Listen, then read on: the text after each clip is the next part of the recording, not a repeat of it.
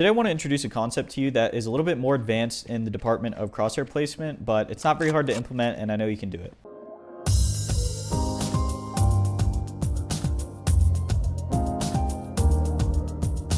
But before we get into that, if you enjoy this video or any of the ones you might have seen here in the past, please consider subscribing. Today I want to talk a little bit about a habit I picked up in CSGO. I want to say I got it from Freakazoid from either a replay or like a YouTube video that I watched. Maybe not one of his videos, but somebody analyzing his game.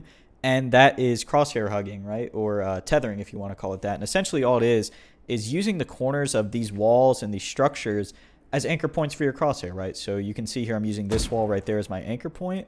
And if I know that the opponent is going to peek from a narrow angle, I can keep my crosshair right about here. But if I know that they're going to peek wide, right, this is still my anchor point, maybe I'll keep it a little bit wider, right? And that's really the hardest part of this. Usually, you'll see me even walk around the map like this, you know, just keeping my crosshair at the corners. And this is how I usually walk because it helps you get ready for, one, common angles that people like to peek, and two, you just feel a little bit more fluid walking around the map like this, to be honest. The hardest part about this technique is sometimes player tendency can really play a factor, right? And in a lot of FPS games, sometimes that isn't a big deal, or like you don't think about that.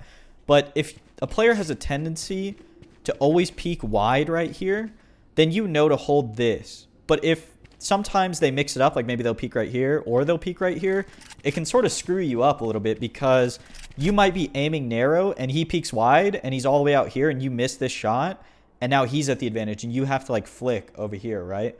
But maybe he peeks narrow and you're aiming wide and now you have to flick, right? Sometimes it can betray you if you don't really pay attention to how, one, the opponent is going to peek, and two, some of their behaviors. And then that sort of becomes a mind game. And if that starts to screw with you, you start losing that mind game, you can start to implement things like on and off angles, right? So an on angle is something that is pretty common, right? A common angle people play like right here. This would be like an on angle.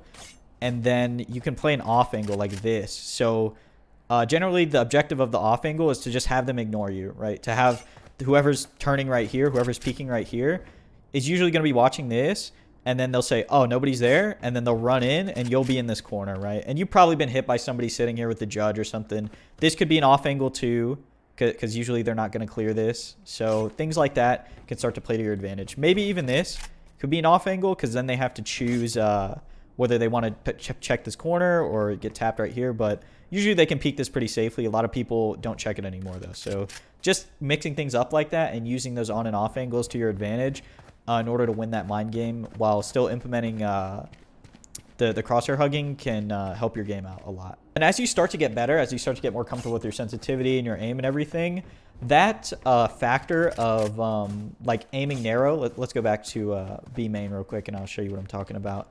But that mind game starts to dissipate a little bit because you become more consistent with your flicks, right? So let's say I am aiming right here. I'm hugging this wall again right here. And I'm holding a very narrow angle because I think he's going to peek right here. But he swings wide.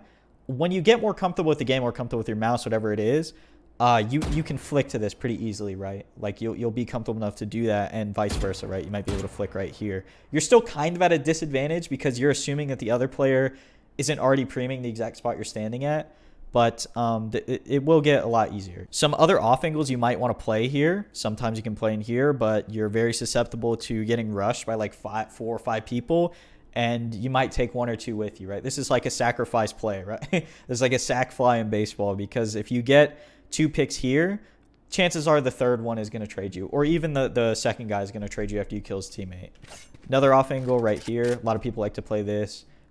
People will usually check it. You'll get a pick, and then maybe you can peek out, right? But again, these two are very dangerous compared to the other one. You always want to give yourself some way out, right? Whether it's an off angle or an on angle, wherever you position yourself, you want to give yourself a way out to back to safety or back to your team. Usually as a defender, I want to I don't want to trade, right? I want to get a pick and I want to fall back because 1-for-1ing with somebody on the team is great, but if you're playing a duelist or a frag character and you're expected to frag, 1-for-1ing is not in your best interest, right? A 5v4 is always much easier than a 4v4, right, for your team. So if you can get a pick and fall back, don't get greedy, and remember that, right? Remember that if you're playing a duelist, which a lot of people like to do, remember that you're expected to frag. Your kit is centered around getting kills and being able to tap heads. But that's it. That's my very crude lesson on wall hugging as I understand it, right? I've been doing it for so long, and I didn't even think to make a guide about it until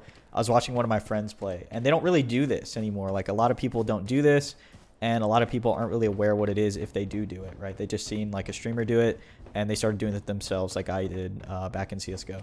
If you learned something today, please consider subscribing, and I'll talk to you again next time.